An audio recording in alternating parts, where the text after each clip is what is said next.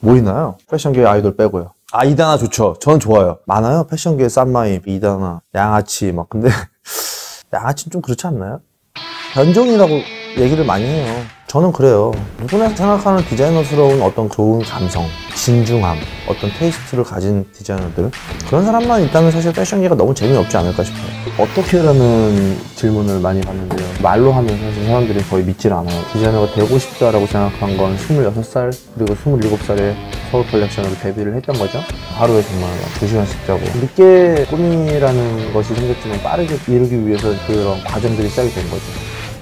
무조건요. 근데 사실은 브랜드를 런칭하고 거의 2년 정도는 옷을 팔지 못했어요. 근데도 계속 했던 이유는 그거였어요. 무조건 잘 될 수 있고 믿음이 있었던 거죠. 지금 다 뒤졌어 이제 조금만 있으면 막 이런 느낌이잖아요. 뭔지 알죠? 지금 그러니까 저는 약간 이런 느낌이었어요. 옷이 안 팔리면 이 옷이 안 예뻐서 안 팔렸다라고 하기보다는 아직은 우리 브랜드가 알려지지 않았기 때문이다라고 항상 생각을 했었던 것 같아요. 저 눈에 보이는 결과보다는 분명히 내가 가지고 있는 믿음이 더 크다라고 생각을 하는 거죠. 진짜 웬만한 생각한 것들을 만들어내거든요. 미국스토도 마찬가지고요. 패션도 뉴욕에서 처음 할 때 그냥 그 사람들한테 이메일 보낸 거예요. 정말 말도 안 되는 영어를 써서 구글링을 해서 보냈는데 쇼 때 딱 와 있더라고요. 심지어 내 앞에 서 있더라고요. 근데 너무 감동이었어요. 안 되죠. 사람들이 생각할 때 안 되는데 별 가능성이 분명히 있거든요. 그럼 가능성 보고 가는 거죠.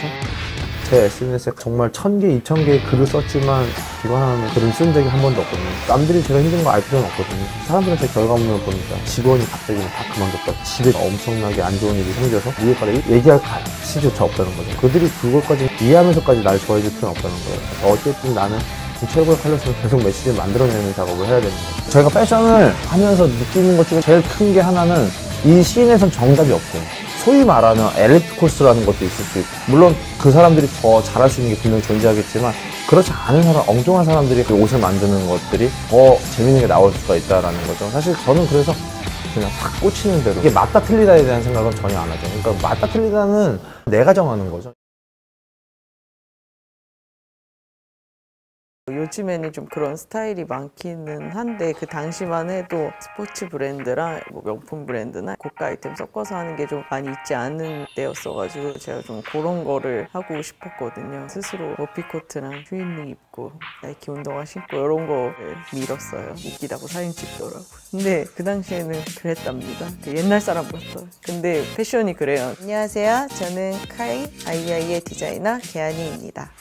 자기 자신 어떻게 포지셔닝 하는지가 되게 중요했던 것 같아요. 거긴 다 진짜 잘하는 학생들밖에 없어요. 성적을 벽에 붙여놓은 일도 있었어요. 이름 반쯤 가려놔봤자 뭐 서로 다 알잖아요. 거의 성적이 계속 바닥이었어요. 너무 좌절감을 느끼고 그래서 막 울고 부모님이랑 통화를 했는데 뭐 그러면 쉬울 줄 알았니? 그래서 아 그렇구나. 차라리 발전하는 모습을 보여주자. 서바이벌 프로그램이랑 비슷한 것 같은데 못하던 애가 잘하게 되면 사람들이 좋아하잖아요. 나만이 할 수 있는 걸 찾자. 그래서 고시 공부하는 친구처럼 사계절 내 쪼리를 신고 매일 엄브로 트레이닝을 입고 다녔거든요. 졸업쇼를 학우들 중에서 3분의 1 정도가 할 수 있었는데 일반적인 그런 반의 3분의 1이 아니라 다 A 중에서도 상 A를 찾아야 되는 좀 그런 거여서 전체 쇼에서 빠진 거를 내가 해야겠다. 손가락 모양으로 돼 있는 센 옷을 만들었어요. 혹시나 그게 프레스를 많이 받아서 그걸로 많이 기억을 한 것 같아요. 그게 저의 전략이었던 것 같아요.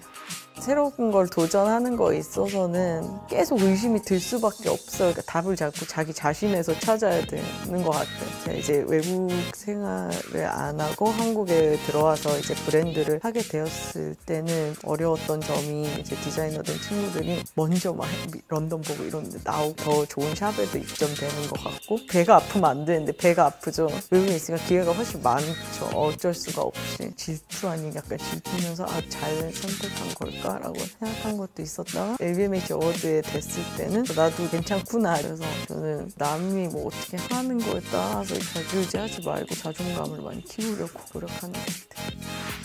저는 목표가 되게 없어요. 처음부터 없었어요. 이렇게 처음에 브랜드를 론칭하게 된 계기가 대학원 졸업쇼를 하면서 일본에 있는 편집 매장에서 특이한 거를 좋아해서 좀 바잉하고 싶다고 알겠다. 그래서 라인 시트나 룩북이나 이런 거 보내달라고 해서 내가 어떡하지? 어떡하지? 브랜드 이름도 없던 때요. 그땐 그냥 학생이었으니까. 그래서 손 이거 핫테카 카이 그럼 요거를 그냥 라벨로 해야겠다 하고 결국에는 잘 됐고, 큰 거 아니고 그냥 기회는 조그만 것들도 다 기회인 것 같아요. 뭐를 해볼까, 뭐 지원을 해볼까 하다가 안 해보고서 약간 이렇게 되는 것보다는 기회가 왔을 때 노하지 않고 인간하면 하자라는 마인드가 있어서 좋은 결과를 많이 나왔던 것 같고, 모르겠어요. 이런 인터뷰를 하는 것도 기회일 수도 있겠죠.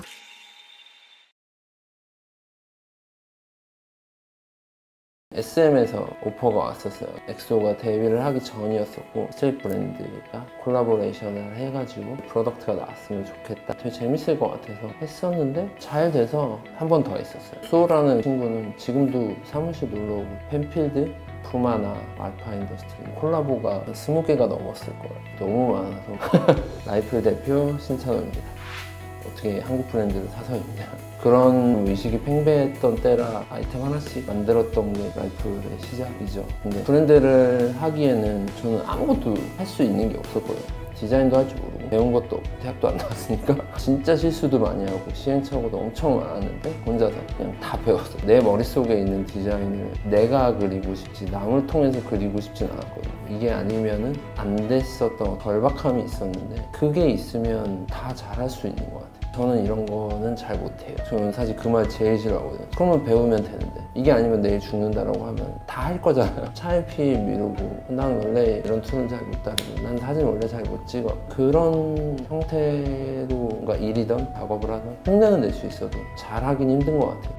6년차 때쯤에 이제 동업을 끊고 라이플만 좀 운영을 하기 위해서 독자적으로 떨어졌어요. 혼자 나가서 어떻게 하려고 하냐, 망한 거 아니냐 라이프. 딱 결혼을 하고 2달 있다가 그 일이 났거든요. 와이프 입장에서는 청천벽력 같은, 또 혼자 나와서 사업을 하면서 되게 일만 있도록 했던 몇 년이 있었어. 이걸 어느 정도 자리를 잡게 하기까지 빡세게 일을 사실 많이 했고, 밤도 정말 많이 새고 막막하긴 했는데, 모든 걸 다 다시 시작해야 되는 상황이었기 때문에 더 열심히 해야겠다, 뭐 열심히 하면 다시 잘 되지 않을까? 그 당시에 저한테 누가 열심히 해봐라, 브랜드랑 콜라보 할 수 있겠지 했다면 이게 뭔 소린가 했겠죠.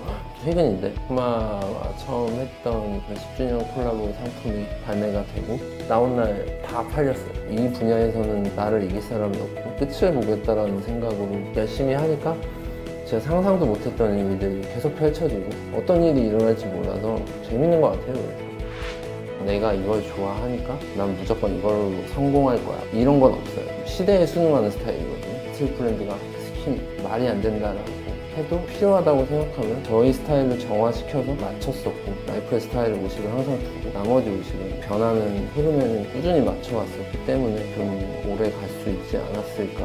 한 달만 제가 여행을 갔다 와도 그걸 따라잡는데 시간이 되게 오래 걸려요.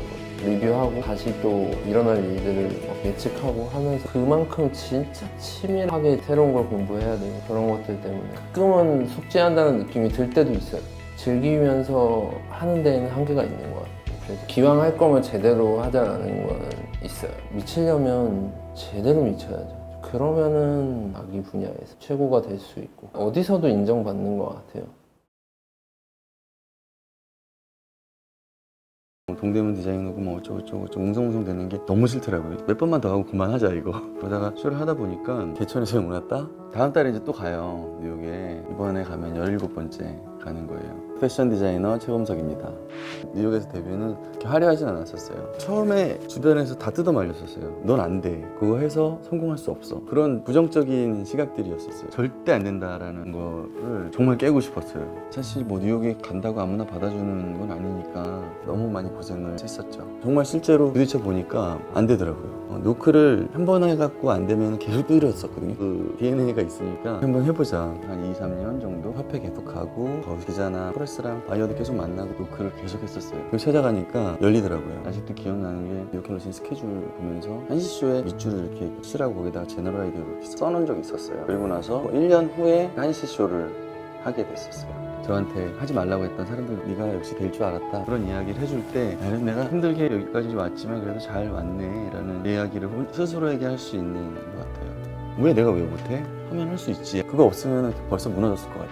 가난한 집에서 돈을 벌 수밖에 없었고 고등학교를 그만두게 됐어요. 그래서 어린 나이에 뭘 할 수 있을까 생각을 하다가 내가 좋아하는 게 뭘까를 고민을 했는데 옷을 되게 좋아했었어요. 그렇게 해서 옷 장사를 시작했고 몇 년이 지난 후에 무작정 이제 옷을 만들게 됐죠. 옷가게를 했을 때 의정부에다 했었거든요. 서울에서 의정부를 출퇴근해야 되고 심야버스가 하나 있어요. 새벽장에서 물건을 띄워서 버스에다 싣고 거기서 쪽잠을 자고 의정부에 도착을 해서 옷을 택을 쏘고 디스플레이 바꿔놓고 버스 정거장 앞에서 오뎅 국물 먹고 그러고서 집에 갔다 또 아침 나오는 반복을 했었는데 너무 지치고 피곤하고 근데 행복했어요. 뭔가 만족스러운 거예요. 지금도 마찬가지인 것 같아요. 뉴욕 컬렉션이나 좀 더 일이 커져서 그때 고통도 좀 힘든 건 커지겠지만 그래도 내가 좋아하는 일을 한다는 것처럼 행복한 게 있을까라는 생각을 해봐요. 자기가 좋아하는 일을 하는 사람들이 그렇게 많지가 않더라고요. 점점 더 그거에 감사함을 느껴요.